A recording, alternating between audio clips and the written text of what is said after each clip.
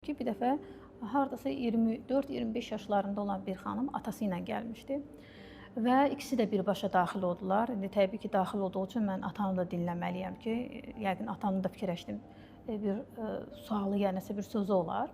Ata başladı ki, bəs mənim qızımda qorxu var. Mən də təbii soruşdum, nə qorxusu? Dedi, o adını çəkə bilməyəcəm. Mənə də maraqlı gəlir ki, yəni niyə adını çəkmək istəmir? Qayıtdı ki, bəs o ağ şey var, ağ şey. Deyirəm, ağ nə? Deyir ki, həkimlərin istifadə elədi. Deyirəm, tənzif. Deyir, yox.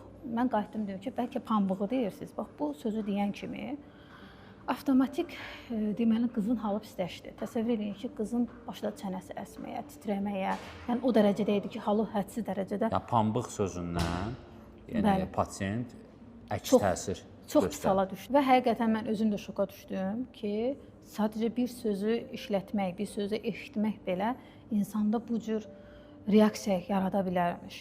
Yəni valideynlər də həmin atası da bildirdi ki, biz ümumiyyətlə olur da bəzən elə bir hal olur ki, skor təcili yardım çağırmalı oluruq və öncədən deyir biz medsestralara, tibb bacılarına bildiririk ki, nə olur olsun onu göstərməyin, Nə də onun adını adını da çəkməyin.